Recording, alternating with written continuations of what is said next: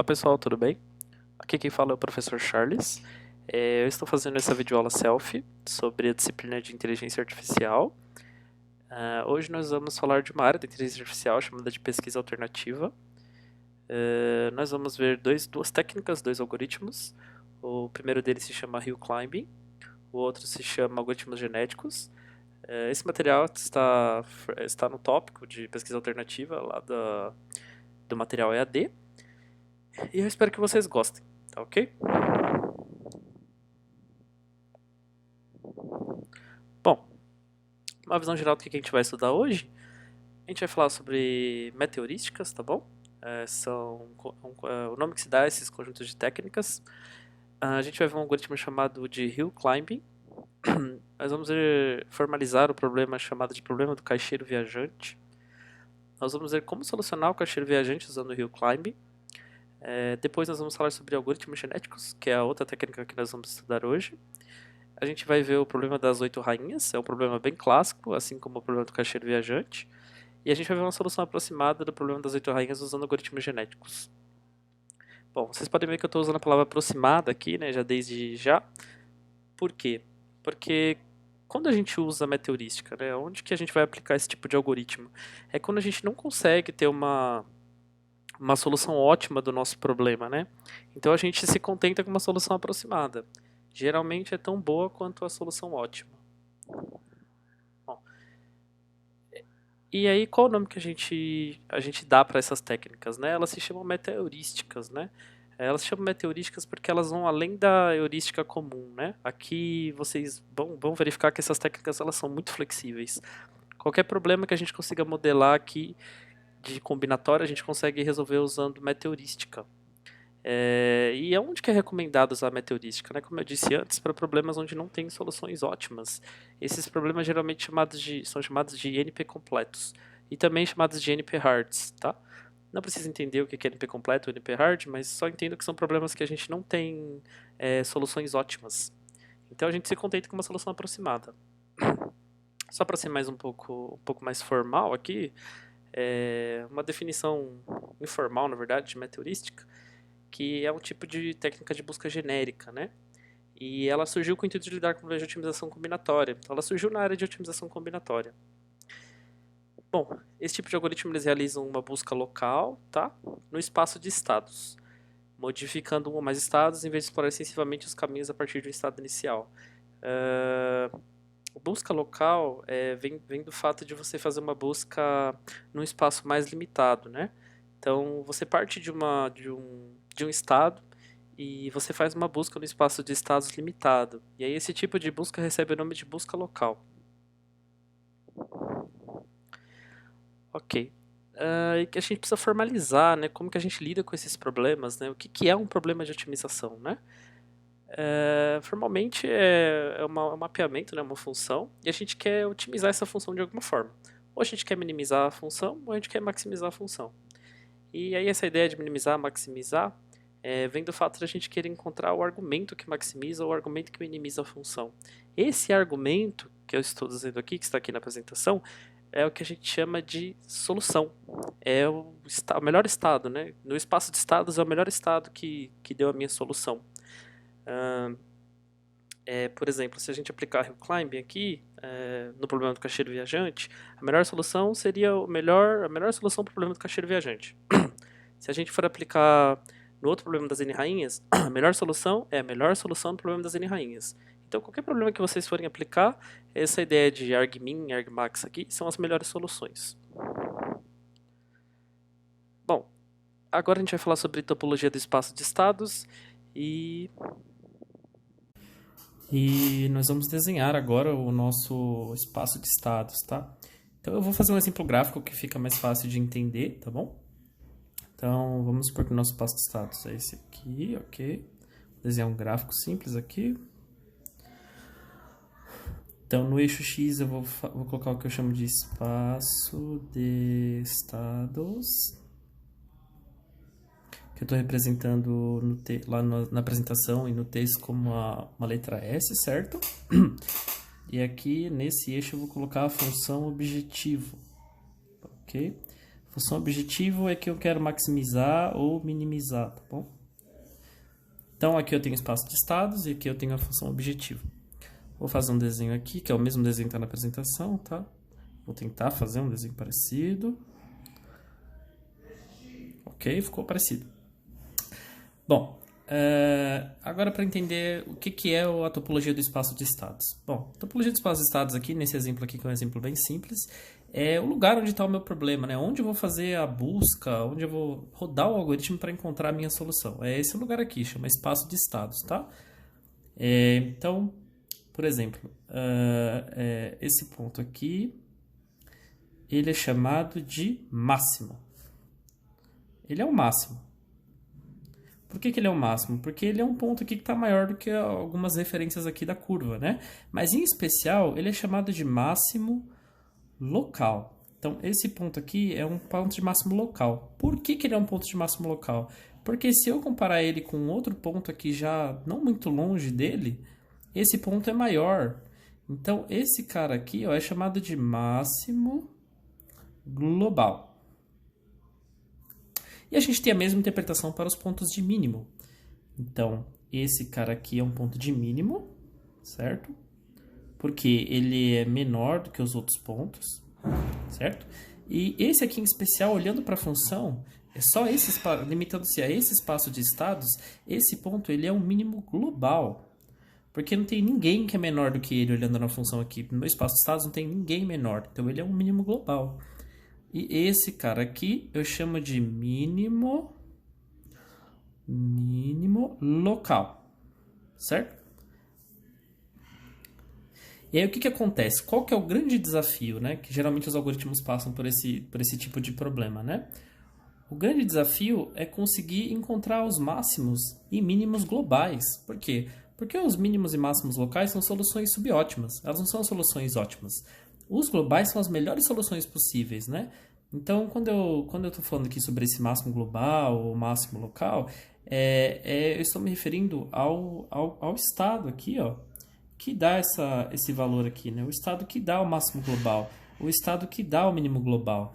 E esses estados aqui que eu estou falando aqui, ó, que são os estados ótimos, que são aqueles estados que vêm do argmax e do argmin. Então, o argmax do f de S para todo S que pertence ao Szão grandão, né? Então, esse que eu chamo de argmax aqui, ó, é esse estado aqui, certo? Que é o estado que dá o máximo global. E o que eu chamo de argmin é esse cara aqui, ó. Então, esse S' aqui, eu chamo ele de argmin, certo? Ele é o argumento que minimiza a minha função objetivo. É daqui que vem esses termos, tá? Argmax, argmin, ok? E esse é o que a gente chama de topologia do espaço de estados. Bom, pessoal, vamos continuar aqui então, voltando para os slides, né? Então a gente acabou de falar sobre topologia do espaço de estados. E agora nós vamos para o próximo assunto. E nós vamos introduzir agora o algoritmo de hill climbing, tá? Que é o que interessa aqui pra gente, né? Bom, o hill climbing, ele é uma técnica meteorística, né? Como eu já havia dito lá no começo. E ele é provavelmente o algoritmo meteorístico mais simples que existe. Então, ele funciona assim, ó. Você escolhe um estado inicial. O estado inicial aqui é S0, tá ok? Do seu problema.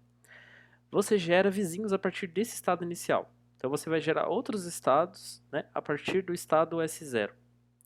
Dos vizinhos de S, você vai escolher o melhor deles. E quem é que te ajuda a escolher o melhor deles? Lembra da função que eu fiz o desenho, mostrei ali o argmax, o argmin, aquela função? É aquela função que a gente vai usar. É a que a gente chama de função objetivo, tá? Então a gente vai usar o F para escolher o melhor estado vizinho. Depois a gente pega o S0, que era o nosso estado inicial, e agora ele se transforma no S, tá? Ele vira ele troca de lugar com o S0. E a gente repete esses passos, tá bom? A gente vai lá pro 2, pro 3, faz o 4 de novo, pro 2, pro 3, faz o 4 de novo, e a gente fica repetindo isso, né? Isso é um loop, né? E aí a gente o algoritmo converge, né? A gente fala convergência, né? Que quer dizer, quando ele encontra uma solução, né? Então o algoritmo converge. Ou quando a gente seta um número limitado de iterações, tá? Então, a gente pode fazer o algoritmo parar depois do número de iterações, isso chama-se algoritmos iterativos, né? Ou a gente pode fazer com que ele convirja, encontre realmente uma solução, onde ele não encontra mais nenhuma melhor, né? Então, por exemplo, digamos que ele rodou muito espaço, rodou 1000 iterações, e ele não encontrou ainda o ótimo, né? E aí ele roda para a iteração 1001, por exemplo. E na iteração 1001 ele descobre que ele não conseguiu gerar nenhum vizinho bom a partir daquele estado, né? Lembrando que o S0 está sempre atualizando, né? Ele sempre muda, né? O S0 vira o S, assim por diante, o próximo S, e assim vai. E aí o algoritmo poderia parar, porque ele não encontrou nenhum ponto melhor. Geralmente, muitas das vezes a gente faz iterativo, tá? Então a gente faz o algoritmo rodar um certo número de iterações e, e aí quando ele dá o stop a gente fica com aquela solução. Bom, e qual a característica principal do Hill Climbing, né? Ele é um algoritmo de busca guloso, né? Então, para quem estudou material de algoritmos de busca, ela lembra da busca gulosa, do A estrela, dos algoritmos de busca desinformada e heurístico. Esse é um algoritmo guloso, tá? Então quer dizer que ele toma decisões usando a informação corrente. Ele não tem garantia de solução ótima, né?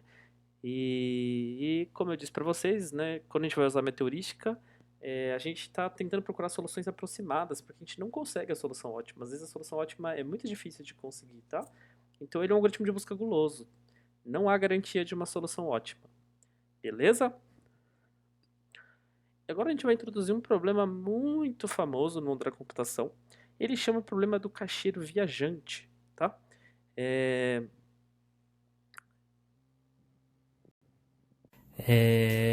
Então, o problema do caixeiro viajante ele pode ser modelado por meio de um grafo completo, tá?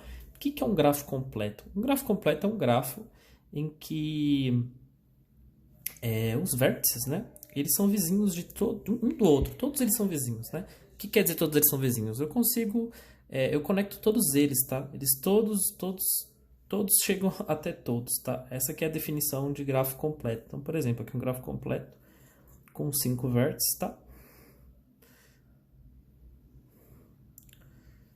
Então, eu consigo ir daqui, né? Desse lugar aqui até aqui. Eu consigo ir desse lugar aqui até aqui.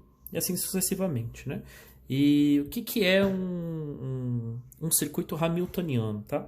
Um circuito hamiltoniano, ele é um circuito que passa por todos os vértices do grafo e volta para o vértice original, tá bom? Então, por exemplo, aqui, ó, eu venho para cá, venho para cá, venho para cá, venho para cá e venho para cá. Esse caminho que eu fiz aqui no grafo, né, que eu estou mostrando aqui para vocês, chama-se circuito hamiltoniano, tá? Ele é um circuito no grafo que parte do ponto inicial aqui, ele passa por todos os vértices do grafo e volta para o vértice original, tá? Essa é uma definição um pouco mais formal do problema do problema do caixeiro viajante, né? Que na verdade é encontrar, né, esse caminho aqui esse circuito hamiltoniano no grafo completo, cuja a soma dos pesos aqui das arestas, né, ele seja o mínimo possível, tá? Onde que a gente consegue aplicar esse tipo de coisa, tá? Porque essa é uma definição mais teórica, né? Um problema do caixeiro viajante muito famoso é o problema de rotas, tá? Então, digamos que aqui são cidades, tá? E eu quero fazer um percurso por essas cidades, eu quero visitar todas as cidades, eu quero partir da cidade inicial aqui, quero passar por todas as outras cidades e voltar para a cidade inicial, mas eu quero que isso custe o menor possível.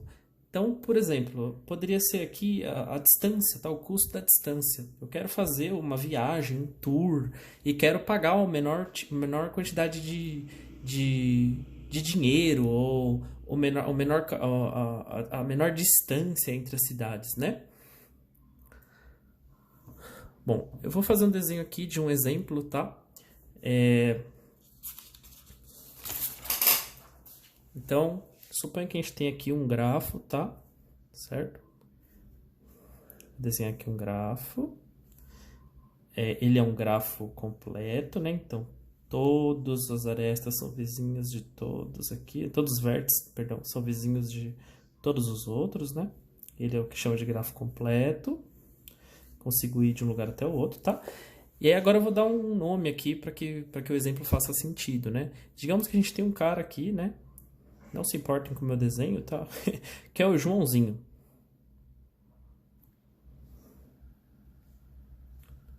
ok? E o que acontece? O Joãozinho quer visitar 5 cidades, né? Digamos aqui, vou chamar aqui A, cidade B, cidade C, cidade D e cidade E, certo? Ele quer visitar, ele quer planejar uma viagem nessas cidades, né? Mas ele quer pagar o menos possível, né? Joãozinho não quer pagar um valor muito alto. E além disso, ele quer voltar para a cidade original, porque pode ser que seja a cidade de origem dele, né? Que é a cidade onde ele mora. É muito comum, né? A gente querer fazer esse tipo de coisa, né? E inclusive isso aqui está muito presente quando a gente vai comprar passagem aérea, né? Perceba que às vezes elas têm alguns tours que saem mais barato, né? E, por exemplo, eu vou colocar aqui um preço, eu vou dizer que custa 121 reais, dólares, isso não importa, né? Para poder fazer esse percurso da cidade B até a cidade C. Aqui eu vou colocar um outro valor, 185, 133. Aqui custa 200. Aqui custa 152. Aqui custa 150. Aqui custa 119. Essa aqui custa 120. Aqui custa 199, aqui custa 174, ok? Agora tem peso, tem custo aqui em quase em todas as arestas. 150 custa essa daqui, essa aqui custa 200, essa aqui custa 119, essa custa 120, essa 152, 199, 133, 135, 121, 174, tá bom? Agora todas aqui têm custos. Então digamos que aqui seja um custo monetário, em dinheiro, né? Então o Joãozinho quer fazer essa viagem aqui, né? De um jeito que ele gaste menos dinheiro possível, né? Aí a pergunta, como é que a gente faz para fazer o Joãozinho pagar aqui o preço mais barato, né? Bom, um jeito ingênuo aqui é você ir testando as possibilidades, né? Então eu pego A, aí eu vou para B, aí de B eu testo com todas as outras cidades aqui, eu pego o menor deles, né? Claro. Por exemplo, aqui 119. Aí depois eu vou para D, eu faço esse teste com todas as outras, né? Menos A e B, obviamente. E assim por diante, eu vou fazendo essa repetição. Só para vocês terem uma ideia, o custo de você fazer todas essas verificações é menos 1 fatorial sobre 2. Onde N aqui, né, é o número de cidades. Aqui, para um problema que é pequenininho, não tem tanta impacto, né?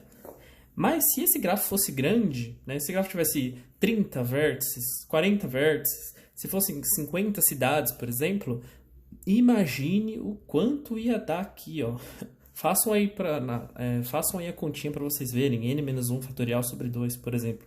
50 menos 1 fatorial sobre 2. Ok? Façam a conta aí e vejam quanto dá, tá ok? Vocês vão ver que vai dar um valor bem alto. Depois eu vou passar para vocês o resultado. Bom, então olhando aqui para o problema do Joãozinho, né? É lógico, o professor conhece o caminho ótimo aqui, ele é pequenininho, essas combinações seriam possíveis de serem feitas, né? Olhando para o problema do Joãozinho, ó, a rota que ele deveria tomar aqui, né? Ou seja, o circuito hamiltoniano que está presente nesse grafo aqui do problema do caixeiro viajante, que dá para o Joãozinho a menor rota possível, que ele paga o menor custo, é o circuito que vai de A para D, para B, para C, para E e volta para A, né? Lembra, tem que voltar aqui para o A, né? Então, eu parti do A aqui, eu quero voltar para o A. Então, se você fizer esse percurso aqui, ó, qual que é o valor aqui, né? Então, o custo da aresta de A para D, por exemplo, aqui, ó, então vai ser 152, mais o custo da aresta de D para B, que é 150, mais 121, mais 120, mais 133, que vai dar igual a 676, tá? Esse exemplo aqui em si, digamos que seja em euro, em dólar, em real, tanto faz, tá? Então, digamos que custa 176 euros para fazer esse percurso aqui do Joãozinho. Então, vejam, é um problema muito importante, né? Muitas coisas caem nesse problema. Imagine você querer planejar sua viagem, né? E você quer gastar menos, né? Então, é um problema muito, muito presente na vida da gente, né? E ele é clássico. E ele é um problema difícil de resolver, ó, por causa disso aqui, ó. Não tem como, quando o N fica muito alto, 100, 200, é muito comum ter esse número de cidades, né? Imagine quantas cidades tem no mundo, né?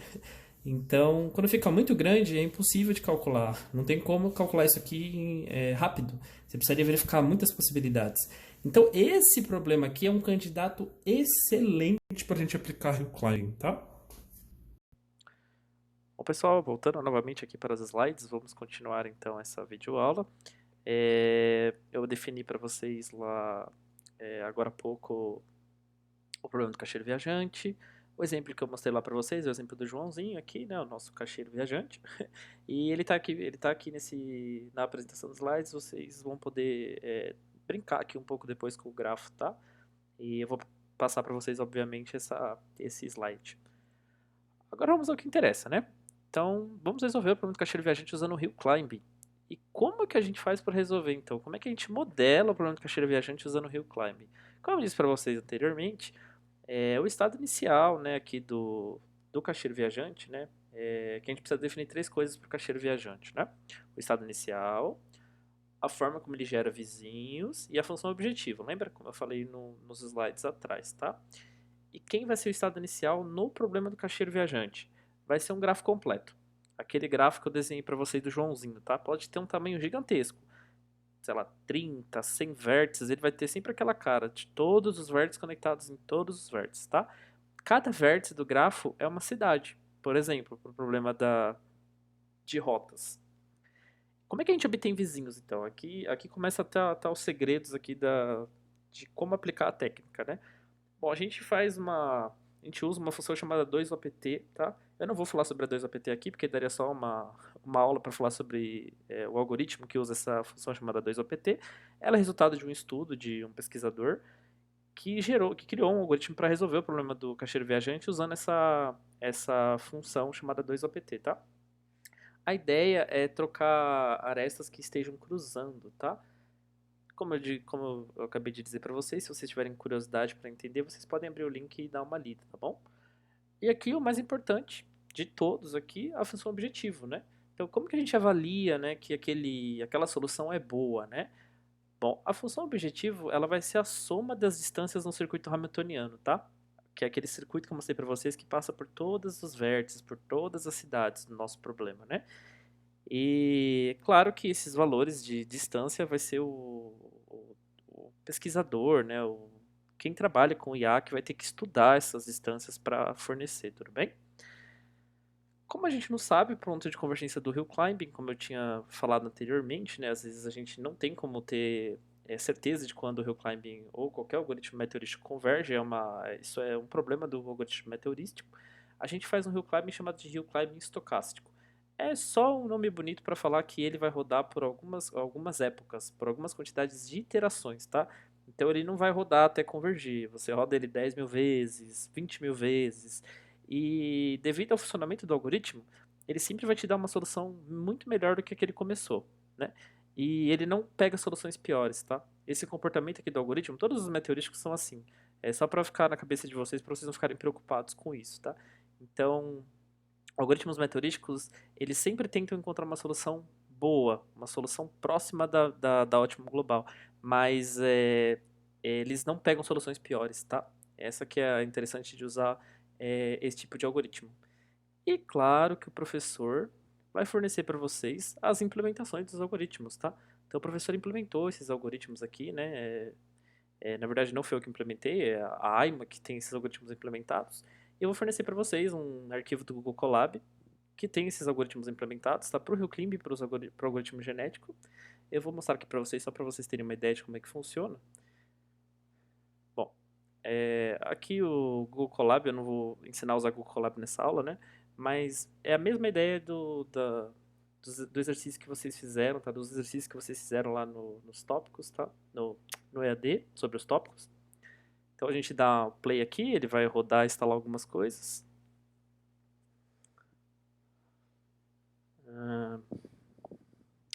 A gente vai carregar, tá, as classes aqui necessárias, os documentos necessários, os arquivos necessários de Python para poder aplicar, né, no nosso problema. Em especial tem essa classe chamada TSP aqui, essa classe chamada Queens.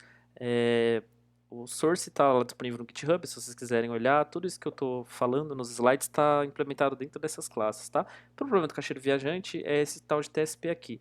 E olha que legal, esse problema é conhecido de vocês.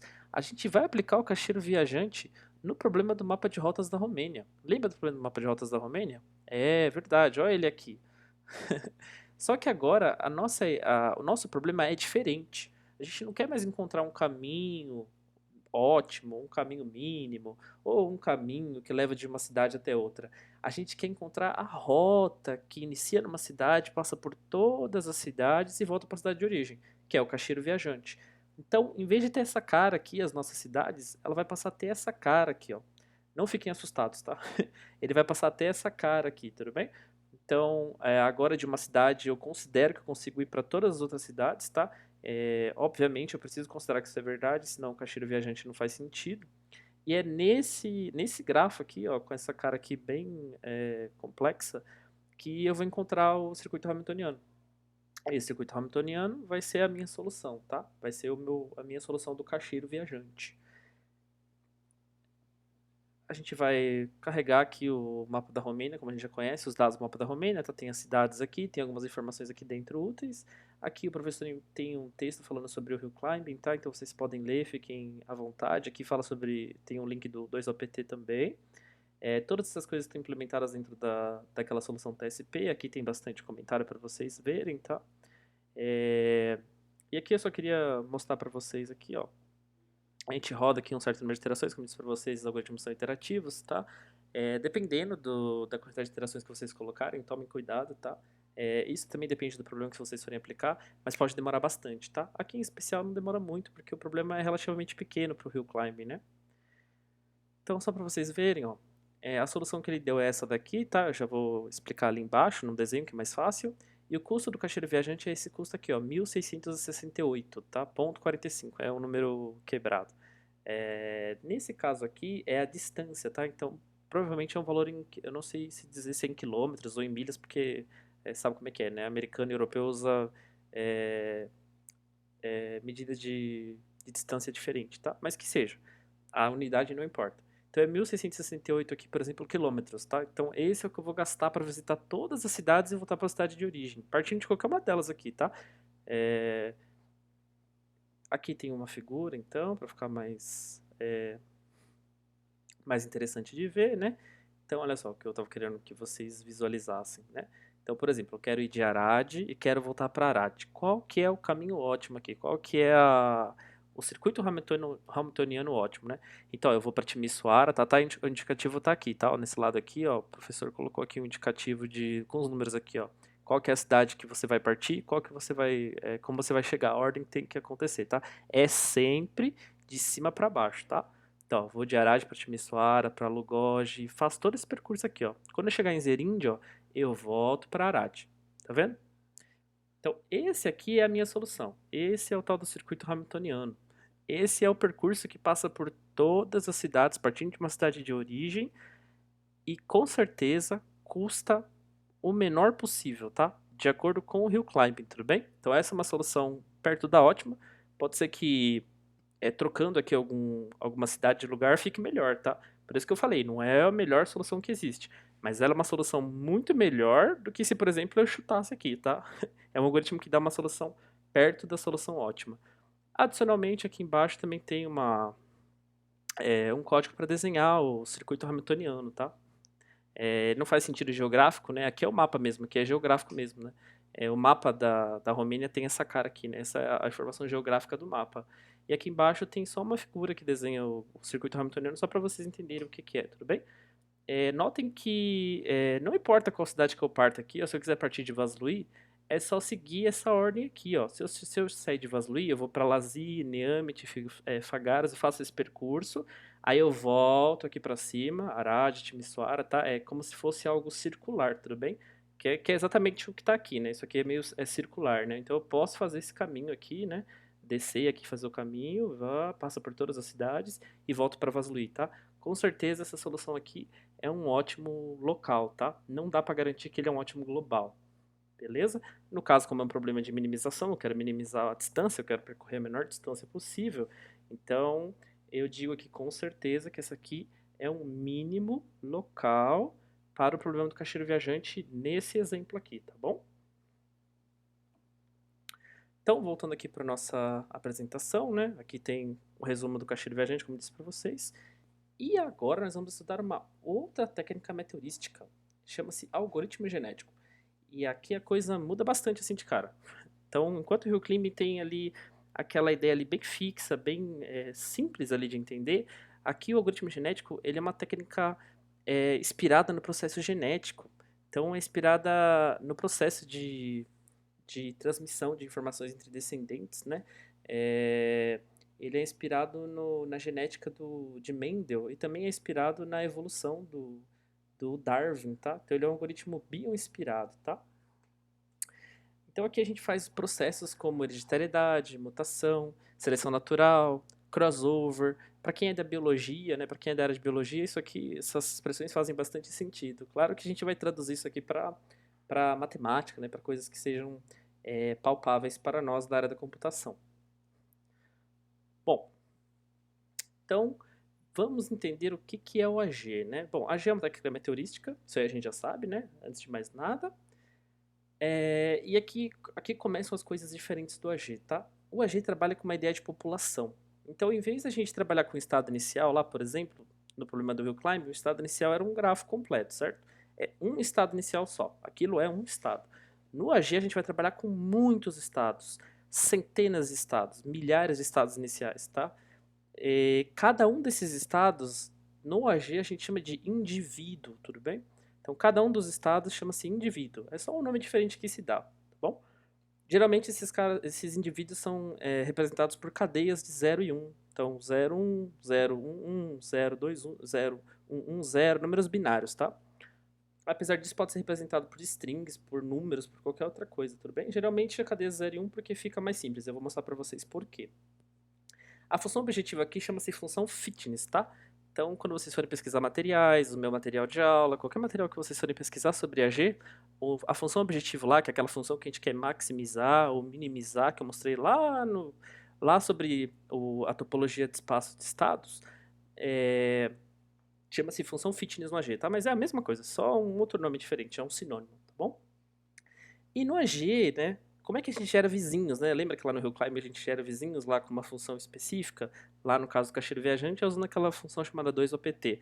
Aqui a gente gera vizinhos usando o que a gente chama de operadores genéticos. E é aqui que entra a história da relação com a biologia, tá? Com a genética biológica. Então a gente vai fazer crossover e vai fazer mutação. Esses dois operadores, eles são essenciais. Podem ter outros operadores adicionais, tá? Mas todo AG tem pelo menos esses dois. O crossover e a mutação. O que é o crossover? O crossover é uma operação que pega dois indivíduos, tá? A gente geralmente chama de pais, né? Para fazer esse paralelo com a natureza. E ele vai resultar em um novo indivíduo, que a gente geralmente chama de filho, ok? E aí a gente vai colocar um fator presente na natureza, que é a mutação, né?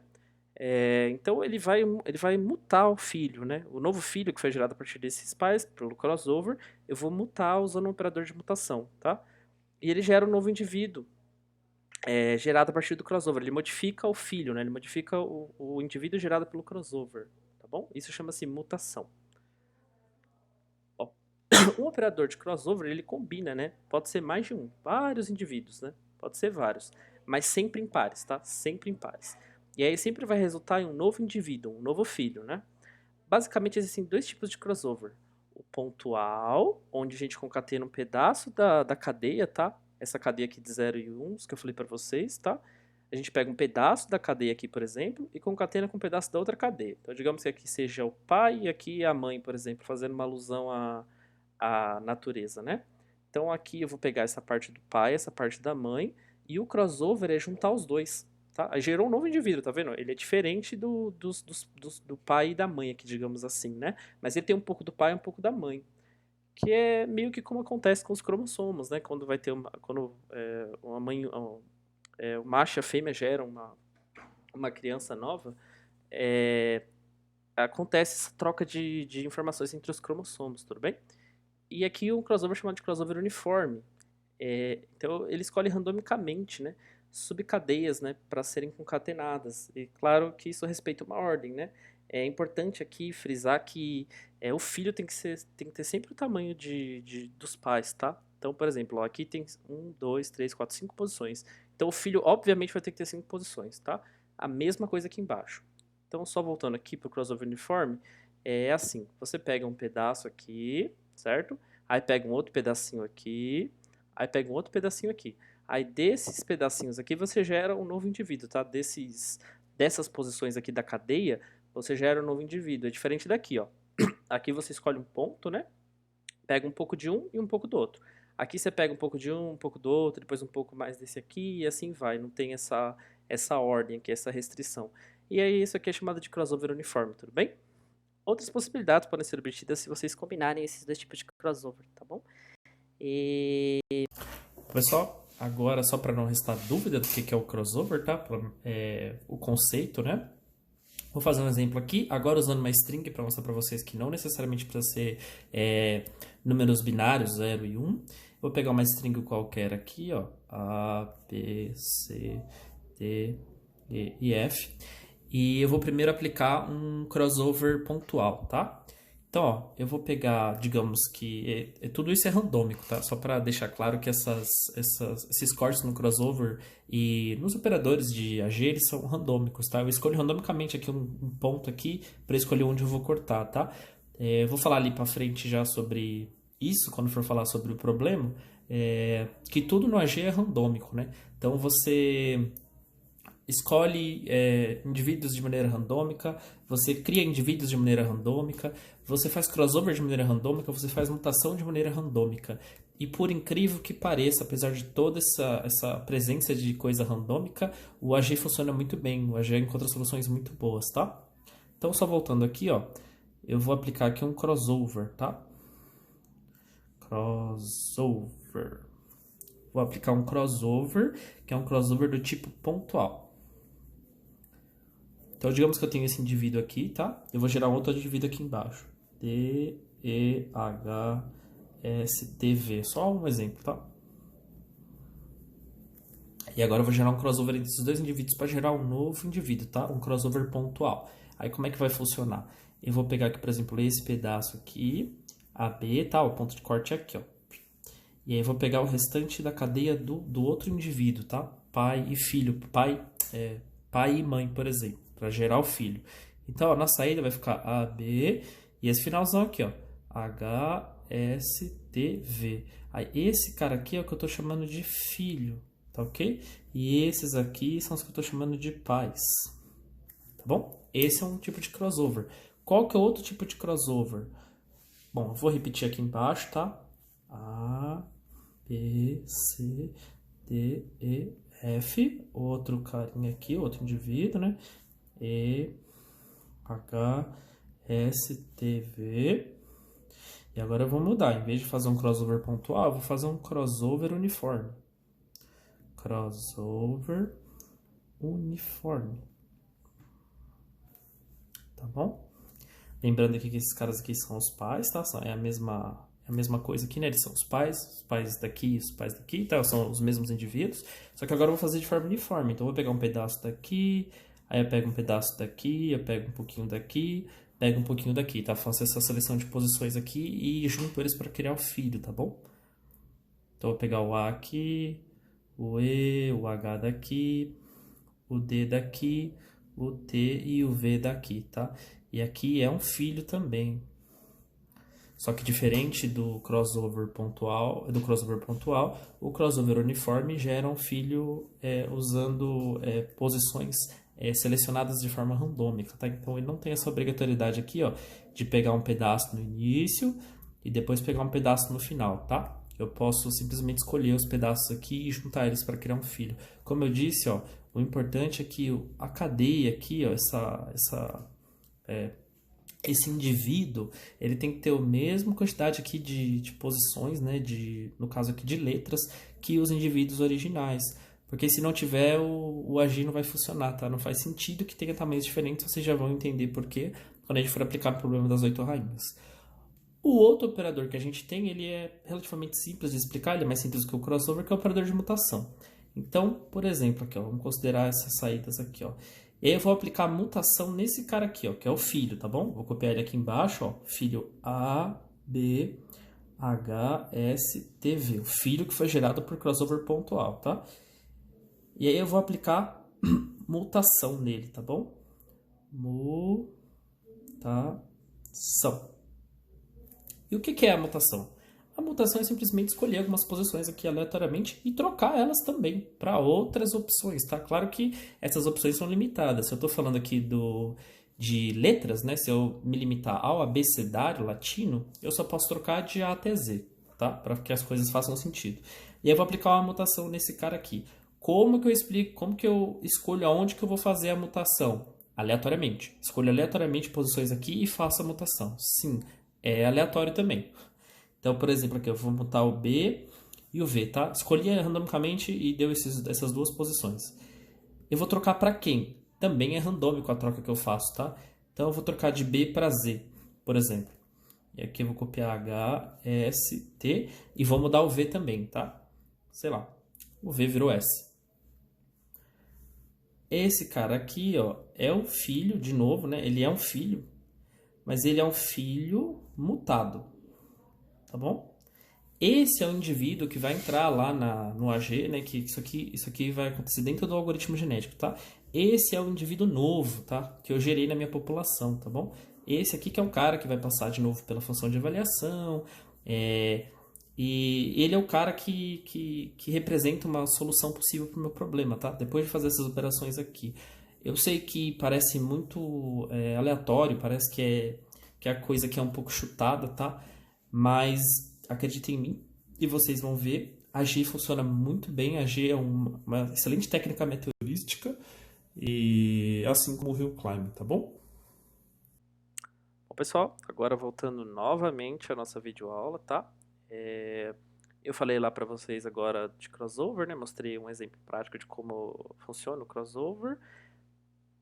Também mostrei o exemplo prático de como funciona a mutação. Aqui no slide tem um outro exemplo um pouquinho diferente daquele, tá?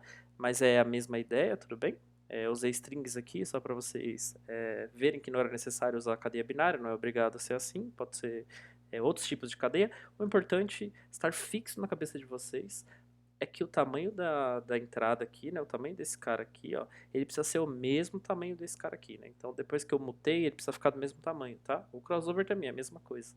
Tá bom? Vocês já vão entender por que no problema prático. Então vamos lá. Considerando isso que a gente viu aqui sobre AG, como é que funciona, né? Como é que o algoritmo do AG trabalha? Por que que ele recebe o nome de algoritmo, né? Então, porque ele tem uma sequência de passos, né? Igual o Hill Climb. Mas aqui é um pouquinho diferente. Como eu disse para vocês, ele tem esse jeito especial dele, né? Então você inicia aleatoriamente uma população de indivíduos, tá? Grande, de tamanho N. Pode ser 100, 200, 300, 1000. Qual o número que eu coloco, professor? Depende do seu problema. Você tem que testar alguns números até você acertar o número que você precisa na sua solução, tá?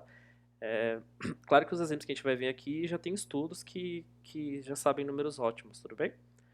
Para cada indivíduo da população, você vai calcular o valor da função fitness. Quem é a função fitness, professor? A função fitness é aquela função objetiva que eu falei lá para vocês, tá?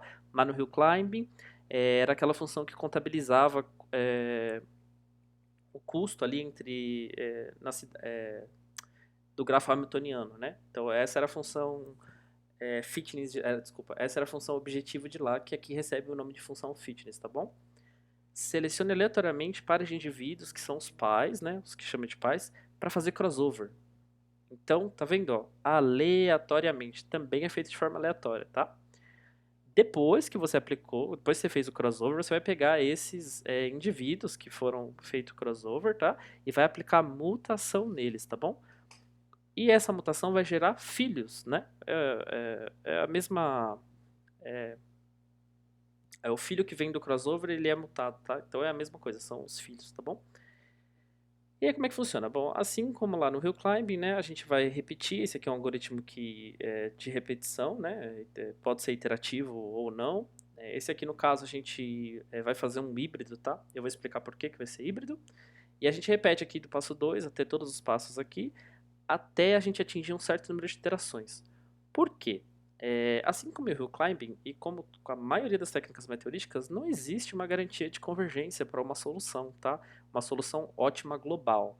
Então o que que a gente faz? A gente roda o algoritmo certo número de iterações. Isso aqui também é um algoritmo interativo que também recebe o nome de algoritmo estocástico, tá? É a mesma coisa. O nome esses são sinônimos essas expressões, tá bom? Importante destacar aqui, como eu tinha já falado anteriormente, né? Os AGs têm uma presença muito forte de aleatoriedade. Tudo é aleatório, faço tudo de forma aleatória. Apesar de isso parecer estranho, né? Esse fato de incluir aleatoriedade dá muita variação de soluções.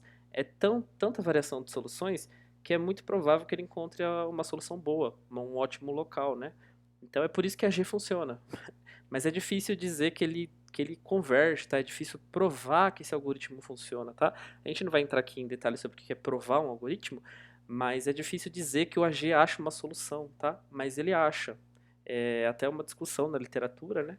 E é uma técnica antiga já e ela funciona muito bem, tá, pessoal? Tem muita utilização, eles usam AG para vários problemas de otimização combinatória.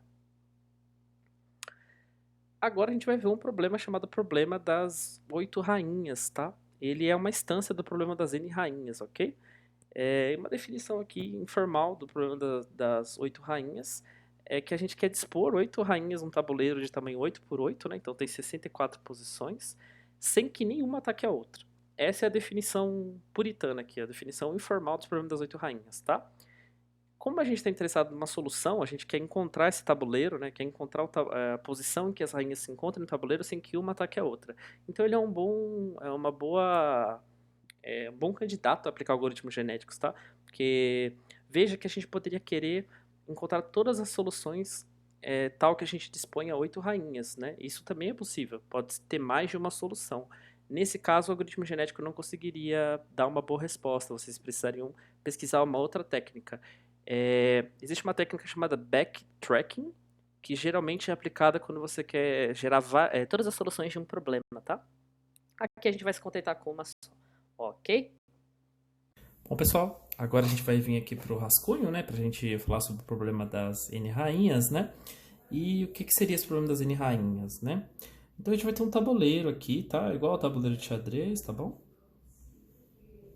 Esse tabuleiro vai ter tamanho N por N aqui, né? Então, N linhas por N colunas, se vocês quiserem definir como uma matriz, um tabuleiro, tá?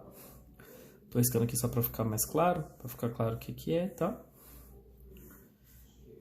E aí o que a gente quer fazer? A gente quer dispor rainhas nesse tabuleiro sem que uma ataque a outra, né? É um desafio, quando o N ficar muito grande, é um desafio encontrar essas posições, tá bom? Então eu vou mostrar uma solução um pouquinho menor aqui para vocês, de um tabuleiro 4x4, que é mais fácil de desenhar, tá bom? Então eu vou desenhar aqui um tabuleiro 4x4, tá? Então vai ter 4 linhas e 4 colunas. Aqui um tabuleiro 4x4. Certo? Então aqui tem as posições de 0, 1, 2, 3. Eu vou indexar assim, mas tanto faz, tá bom? 0, 1, 2 e 3, tá? Então um tabuleiro de 4 por 4, né? Então ele tem 4 linhas e 4 colunas. E aí eu quero dispor rainhas nesse tabuleiro sem que elas se ataquem, né? A pergunta é, como que eu disponho as rainhas sem elas se atacarem, né? Quando é pequeno assim, até que intuitivamente a gente conseguiria encontrar, né? Então, digamos que eu coloque uma rainha aqui, tá? Vou usar a letra R, porque eu não sei desenhar uma rainha, vai ficar ruim, tá? Então, eu vou usar a letra R aqui para representar a rainha. Eu vou colocar uma rainha aqui, por exemplo. Vou colocar outra rainha aqui, tá vendo? Elas não estão se atacando, né? Só para lembrar aqui, para ficar claro, que talvez quem não conheça o xadrez, mas a rainha é uma peça do xadrez que ela ataca nesse sentido aqui, ó. Então ela consegue fazer ataques em toda essa coluna aqui, ó, do tabuleiro. Ela consegue fazer ataques em toda essa linha do tabuleiro. E ela faz ataques em diagonal também, ó. Nessa diagonal aqui e nessa diagonal aqui. Então, como vocês podem conferir, ó, essas rainhas não estão se atacando. E aí, como é que eu coloco uma outra rainha nesse tabuleiro? Que eu preciso colocar 4, né? Então, se o problema é 4x4, eu tenho que colocar 4 rainhas. Aqui, se o problema é N por N, eu preciso colocar N rainhas, tá? Por isso que chama o problema das N rainhas. Então, por exemplo, eu posso colocar aqui não vai estar atacando, tá vendo? Não ataca a primeira nem a segunda aqui. E eu coloco a outra aqui, tá bom? Claro que o professor já conhecia essa solução. Então, as rainhas não estão se atacando, tudo bem? Quando é 4x4, até que intuitivamente a gente conseguiria encontrar aqui. Mas e se for um tabuleiro gigante, aqui, um tabuleiro N por N, por exemplo, 8x8, 5x5, 6x6, um tabuleiro muito grande, né? Como é que vocês iam dispor essas rainhas aqui, né? Só para vocês terem uma vaga ideia do problema que a gente está enfrentando, né? A possibilidade aqui, a quantidade de locais que a gente consegue colocar essas rainhas aqui, ela é uma combinação, tá? De N por N aqui, tomadas por N vezes, tá? Essa é a quantidade de possibilidades que a gente consegue combinar as rainhas aqui, tudo bem? O que isso significa, né? Se eu tiver, por exemplo, n igual a 8, que é o problema que a gente vai resolver aqui, que chama o problema das 8 rainhas, por isso que leva esse nome. Então, ó, eu vou ter a combinação aqui de 64 tomados 8 a 8, tá? Isso aqui é igual, se vocês quiserem usar uma calculadora para fazer, tá? É igual a esse número aqui, ó. 368. Deixa eu ver aqui. 3 aqui, ó. Então, ó, a quantidade de possibilidades que você tem de dispor de 8 rainhas em um tabuleiro 8x8, ou seja, um tabuleiro que tem 64 casas, é 442 milhões 616. Opa, não, tem um número extra aqui, pessoal, perdão. É maior, ó. Ó, aqui, aqui, aqui. Perdão, só vou reescrever aqui para não ter problema, tá? 4, 426, ponto 165, ponto 368. Agora sim, ó. Tem 9 casas, certo? Então são 4 bilhões de mais de 4 bilhões de possibilidades. Já pensou você analisar 4 bilhões de possibilidades? É um problema pequeno, são 8 rainhas só. Imagine se esse número fosse maior, né? Imagine se fosse 20 rainhas, 30 rainhas, né? Parece que do ponto de vista de solução lógica isso não faz sentido, né? Mas esse problema aqui de rainhas, de posicionar coisas, tá? Sem que aqui esteja atacando, pode ser visto como outros tipos de problema, tudo bem? Então o problema das N rainhas, né? Ou aqui no caso que a gente vai ver o problema das 8 rainhas, né? Quando N é igual a 8, ele é um problema bem famoso, tá? E ele é um problema muito difícil de resolver, assim como o problema do caixeiro viajante. Quando o N é muito grande, não tem um algoritmo que dê uma solução ótima, tá? Então a gente precisa usar alguma coisa heurística, tudo bem? E aí eu volto aqui a só reforçar que se a gente quisesse uma solução, aqui a gente quer uma solução só, tá? Por exemplo, eu fiz essa solução aqui, mas dá para permutar as rainhas aqui nesse tabuleiro para que dê uma outra solução. Então, como a gente quer uma solução única, a gente consegue aplicar a G nesse problema, tá? Mas porque a gente quer uma solução só. Se a gente quisesse todas as soluções, a G não serviria aqui, teria que usar algum outro algoritmo. E um que eu conheço, que eu sei que já foi aplicado, chama backtracking, tá? Se vocês tiverem interesse em pesquisar, é uma técnica chamada backtracking. Deixa eu escrever aqui para vocês, né? Backtracking.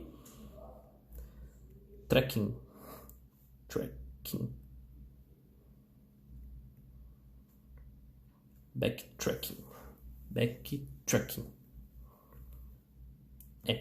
Chama-se backtracking, tá? Se vocês quiserem pesquisar, tem uma técnica chamada backtracking, que ela dá todas as soluções, tá? É um algoritmo chamado backtracking, ok? Bom, pessoal, agora voltando então aqui de novo para a apresentação dos slides, tá? Acabei de mostrar para vocês o que é o problema das N rainhas, das 8 rainhas, das 4, ou seja, das N rainhas, né? Então, só para ter um exemplo aqui um pouquinho mais bonitinho, né? Essas figuras são geradas também lá no Colab, tá? Quando vocês forem usar o Colab, dá para gerar figuras assim, para vocês verem as soluções que vocês podem testar, né? Então aqui um exemplo de problema, tá vendo? As rainhas estão se atacando, essa rainha está atacando essa daqui, essa rainha está atacando essa daqui, né? Um exemplo de problema, né? O problema das N rainhas, né? Aqui no caso das 8 rainhas. E um exemplo de solução, ó. Então, Aqui as rainhas não estão se atacando, tá? Vocês podem verificar. Aqui é um exemplo de solução obtida por um AG. Então vocês podem verificar que elas não estão se atacando, tá? Agora, como é que a gente consegue essa solução, né? Aqui tá bem legal, né? Bom, eu fiz ali um desenho, uma figura para vocês, tá? Antes. Ali eu coloquei R, tá? Mas geralmente, como eu disse para vocês, a gente vai representar o problema por cadeias binárias, tá? Aqui no caso, são matrizes binárias, né? Então, o que significa aqui, ó? Onde eu tiver um aqui, ó, só voltando para o slide anterior, é onde tem uma rainha, tá? E onde tiver zero, é um local vazio do tabuleiro, tá bom? Então, considerando o problema, a gente teria um aqui, aí zeros aqui, um aqui, aí tudo zero aqui, tá? Assim sucessivamente, tá bom? A mesma coisa para a solução, tá? Onde tem rainha lá na solução, a gente coloca um na matriz, tá? Isso é porque é a forma como a gente consegue fazer o computador entender o que é uma rainha e o que não é uma rainha, tá? Onde está o tabuleiro. Mas tem uma coisa muito interessante, tá? O que acontece? Existe um fato importante do problema das 8 rainhas, isso vale para as N rainhas também. E ele é um fato até que é relativamente óbvio e ele ajuda a diminuir a quantidade de possibilidades, tá? Para busca, né? É que não dá para colocar mais de uma rainha na mesma linha, tá? Não tem como colocar mais de uma rainha na mesma linha. E também não tem como colocar mais de uma rainha na mesma coluna. Se eu colocar mais de uma rainha na mesma linha, elas vão ficar se atacando. Se eu colocar mais de uma rainha na mesma coluna, elas vão ficar se atacando. E se vocês se lembram, né? Como eu mostrei ali atrás, o AG trabalha com cadeias, né? Então trabalha com sequências de, de números, sequências de letras, né? Eu preciso de alguma forma transformar o meu problema nessa representação, senão fica difícil de aplicar AG, tá? E aí, devido a essa informação adicional aqui das N rainhas, o que a gente pode fazer? A gente pode pegar o tabuleiro inteiro aqui, ó, e representar ele por meio de um vetorzinho aqui, tá vendo? Dá para pegar o tabuleiro inteiro e representar ele por meio de um vetor. O que esse vetor está me dizendo? Ó, na linha 0, eu tenho uma rainha na posição 2, tá? Eu indexei aqui com 2 porque aqui eu estou considerando que vale 0, essa posição aqui vale 0, essa aqui vale 0, ou seja, essa aqui vale 1, perdão, ou seja, essa aqui é a linha 0, essa aqui é a linha 1, e assim sucessivamente até a última linha aqui, tá? As colunas seguem o mesmo padrão, tá? Essa aqui é a coluna 0, essa aqui é a coluna 1, tá bom? Só para não ter nenhum tipo de conflito aqui para entender certinho como é que está representado o meu problema, tá? Então, ó, a linha 0, tá? Tem uma rainha na coluna 2. A linha 1 tem uma rainha na coluna 5. E assim sucessivamente. Se a gente pegar esse cara aqui, tá? Não importa se ele tá deitado, se ele tá de pé, isso aí tanto faz, é só pra ficar mais fácil de entender. A gente consegue fazer, deitar ele, né? Pra ele ficar desse jeito aqui, tá? Então perceba, o 2 aqui é o 2 daqui, tá? O 5 aqui é o 5 aqui, tá bom? A partir do momento que eu conseguir gerar nessa cadeia aqui, então conseguir transformar um tabuleiro, né, que vai passar a ser um indivíduo do meu AG, né, eu consigo rodar AG agora. Porque olha só, agora eu tenho essa cadeia aqui, e como a gente tinha visto antes, né, é, é onde a gente aplicava crossover, mutação, tá? Então, desse tabuleiro, eu transformei numa cadeia, e agora eu posso aplicar AG, tá? Posso aplicar os operadores genéticos do AG. Bom, pessoal, então só para ficar claro, né, voltando aqui pro nosso esboço aqui, pro nosso espaço de rascunhos, né, e de exemplos, eu vou pegar a cadeia que está lá no slide, tá? Que é aquela cadeia 2, 5, 3, 1, 7, 4, 6, 0, tá? Relembrando que isso aqui representa o tabuleiro, tudo bem?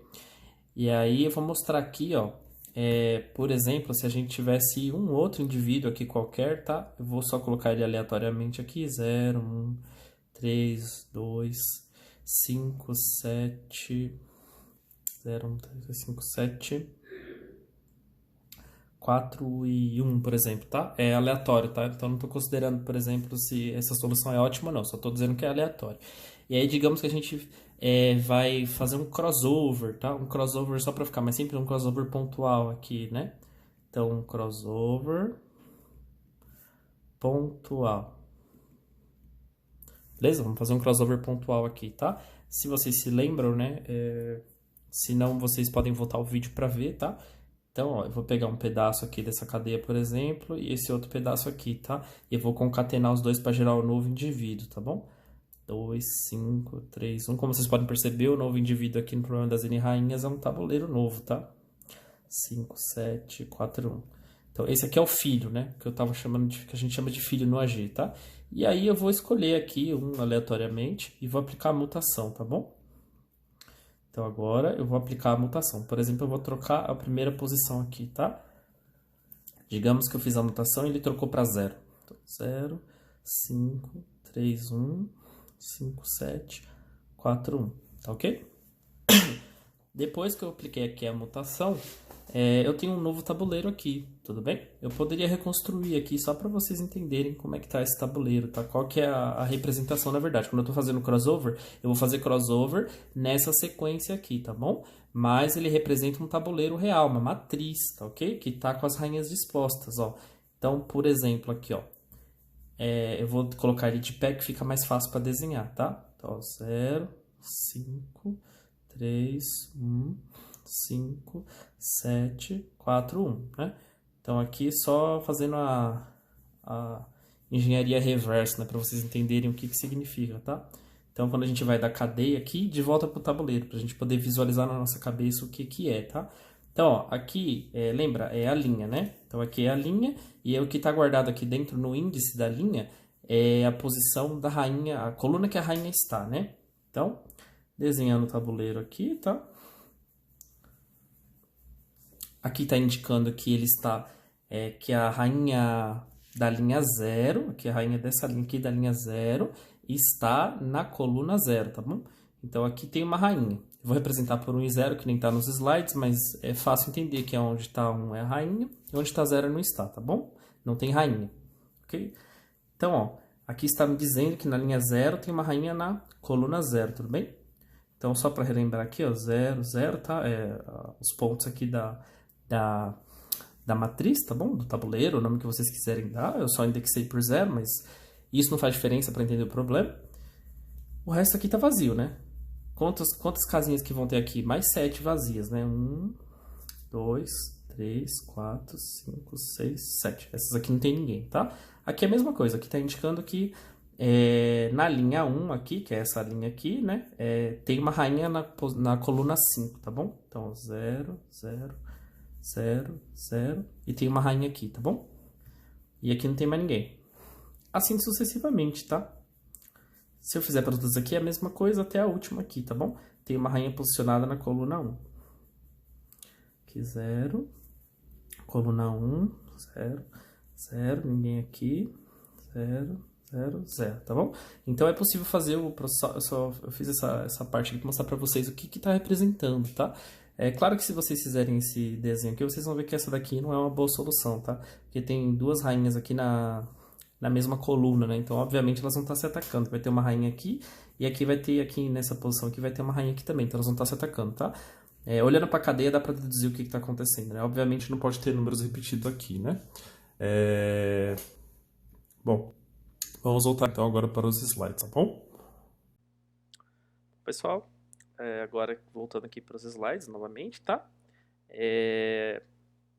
Lá eu mostrei para vocês como aplicar crossover e mutação, né, considerando essa cadeia aqui das N-rainhas, tá? Mas era fácil fazer a extensão por causa do binário e da string que a gente já viu. E ok. Agora, a pergunta, né? Como que eu aplico o AG no problema das N-rainhas, né? Eu preciso cumprir algumas coisas para que o AG funcione, tá bom? Nas N-rainhas. Eu acho que o principal aqui, na verdade, é o coração do algoritmo genético, é como que você vai avaliar, tá? Qual que é o fitness, tudo bem? Até que no problema das N-rainhas é bem fácil de entender qual que seria um fitness, né? Bom, a gente quer um tabuleiro que não tenha nenhum conflito, né? Então as rainhas não estão se atacando, tá?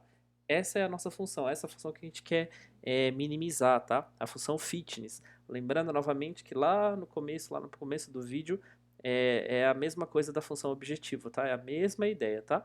Então a gente quer minimizar os ataques, tá, das rainhas. A gente quer que elas tenham o mínimo de ataque possível.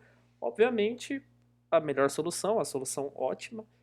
E nesse caso aqui, um ótimo global, nesse caso aqui em específico é um ótimo global, tá? Não é local, é quando não tem nenhum conflito, né? Então é uma solução ótima global, não tem como você melhorar aquela solução, tá? Ela é um ótimo global, tá bom? Ela é um máximo global do problema das rainhas, tá? No caso aqui das 8 rainhas. Então a gente vai, vou explicar aqui para vocês como é que vai funcionar o AG, então, no problema das 8 rainhas, tá bom? Então a gente vai gerar aleatoriamente uma população aqui com N tabuleiros, tá? Lembrando que esse N aqui não tem nada a ver com o N das N rainhas, tá? N tabuleiros não é um tabuleiro, não é porque o tabuleiro é N por N, tá bom? Então, por exemplo, posso ter um tabuleiro 8 por 8 e o N aqui é 10, 20, tá bom? Eu só usei a mesma letra aqui, mas não é a mesma coisa, tá bom? Então a gente gera aleatoriamente uma população aqui com uma grande quantidade de tabuleiros, como disse para vocês, né? Geralmente a gente usa populações bem grandes, porque no AG o estado inicial não é um estado só, são muitos estados, tá? É uma população. Depois a gente contabiliza o número de conflitos no tabuleiro, né? Então isso é o que a gente está usando como função fitness, né? Essa é a nossa função fitness. A gente seleciona aleatoriamente pares do tabuleiro, de acordo com a função fitness, tá? Então é importante que tenha essa etapa de seleção, tá? Lá na definição geral do AG não estava escrito, não estava falando sobre seleção, mas é claro que a gente tem que selecionar elementos no tabuleiro, tá? Quando eu digo que é de acordo com a função fitness, é porque a gente vai dar um pouco de peso maior, né, para aquelas soluções que são melhores, né? A ideia aqui é que você vai combinar pais melhores em vez de pais piores, mas isso é só um detalhe, tá bom? E aqui o que a gente já conhece, né? A gente vai fazer o crossover lá e a mutação nos tabuleiros, como eu mostrei para vocês lá no papel, é aquela ideia que vai ser aplicada, tá? Que é o que equivale a trocar as rainhas de posições, né? Trocar as colunas das rainhas no tabuleiro. E aqui a gente faz aquela mesma ideia, né? A gente repete a partir do passo 2, né? Daqui para baixo, até que um certo limiar seja alcançado. Por que, que o limiar precisa ser alcançado? Por que, que eu estou usando limiar aqui, né? Porque a gente quer... perdão, aqui está escrito o valor máximo de conflitos, mas é um erro do slide, tá? Eu vou corrigir. É valor mínimo de conflitos, a gente não quer conflito nenhum, tá? E o limiar vai dar esse valor aí, né? Quantos conflitos eu vou aceitar, né? Até quantos conflitos que eu aceito, né? Por quê? Porque a gente quer encontrar um tabuleiro onde não tenha nenhum tipo de conflito. Mas poderia ser que esse problema aqui, do jeito que ele foi inicializado, ele nunca encontrasse essa solução. Ele não conseguisse encontrar uma solução que tivesse nenhum conflito, tá? Era possível que isso acontecesse, tudo bem?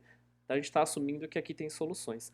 Para que ele não entre em loop infinito, tá? Para que ele não fique testando condições até ele não aguentar mais, que pode acontecer isso, tá? É um problema de não só do AG, mas de qualquer algoritmo meteorístico. A gente vai fazer uma abordagem híbrida. Então a gente vai trabalhar com esse thresholder, né? Então ele vai tentar obter um tabuleiro sem nenhum tipo de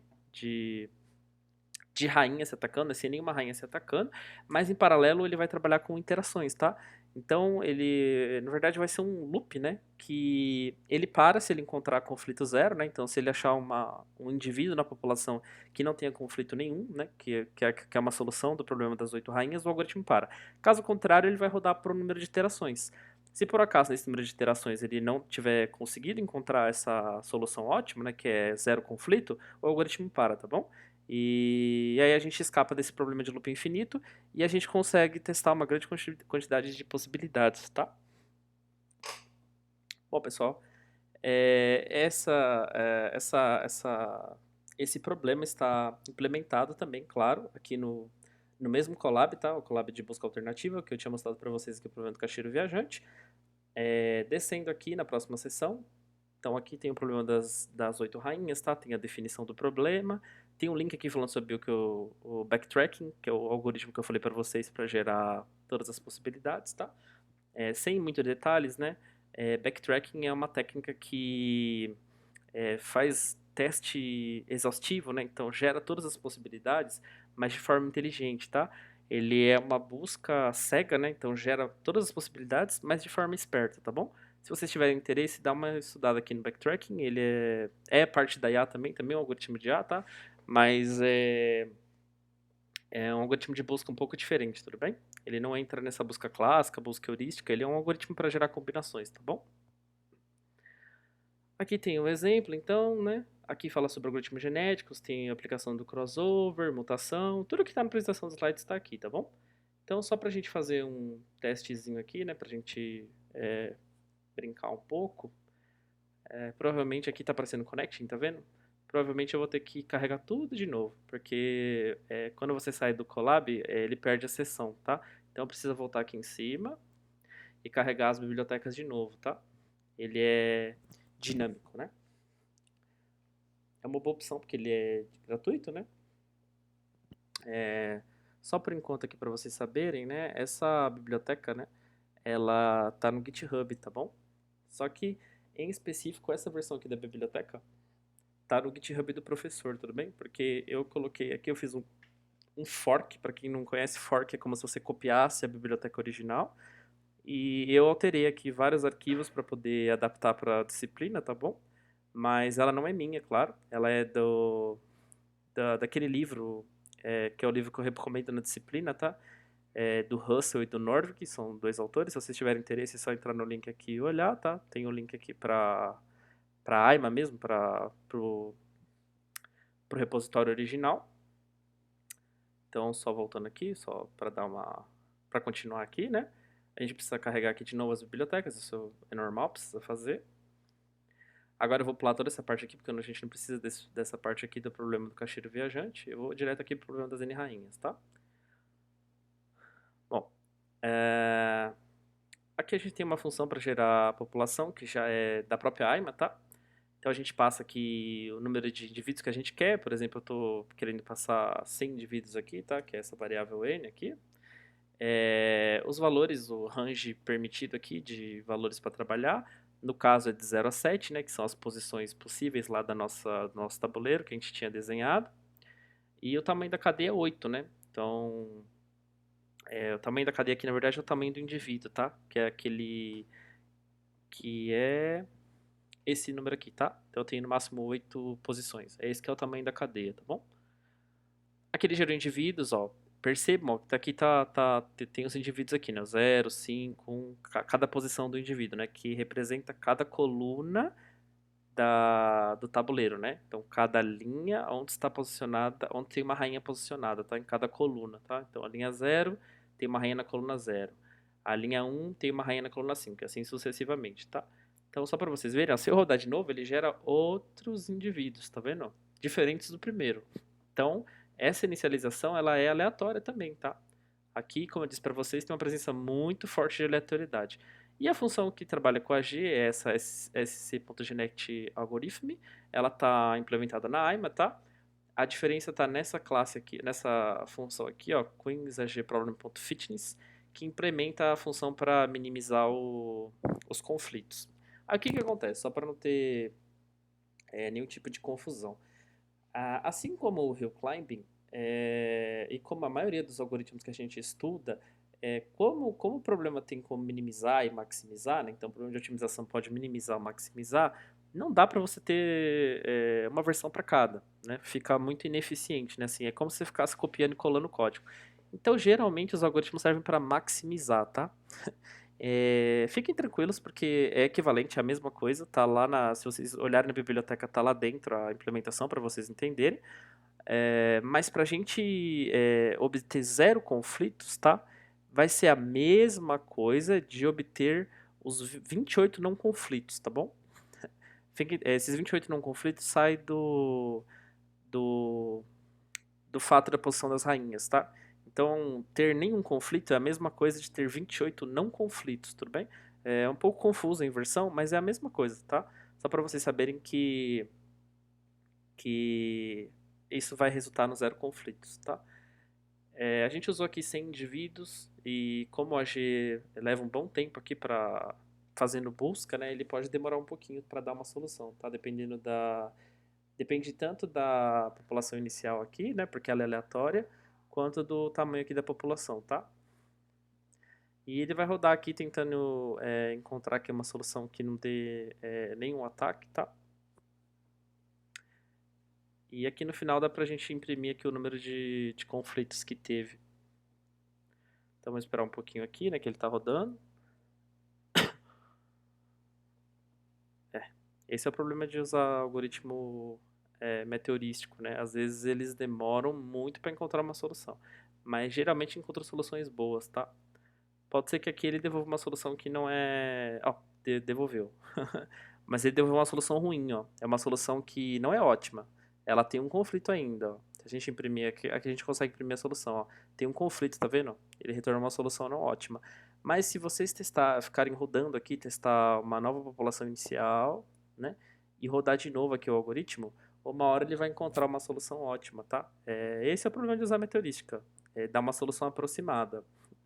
Aqui no caso é porque ele está rodando por 1000 épocas, né? Esse NGen aqui são a quantidade de épocas, iterações que o algoritmo roda, né? E agora ele conseguiu, ó, número de conflitos 28 aqui, ó, não conflitos, né? Ó. Então se a gente imprimir aqui o tabuleiro, ó, é uma solução ótima, ó. Não tem nenhuma rainha se atacando, ok? Bom, é isso, pessoal. Essa aula era para falar sobre essas duas coisas, tá? Falar sobre Hill Climb e algoritmos genéticos, tá? Eu vou fornecer para vocês, claro, material de aula, vou fornecer também os slides, vou fornecer o collab, tá bom? Espero que vocês tenham gostado. E é isso, tá? Grande abraço para todo mundo e falou, tchau, tchau.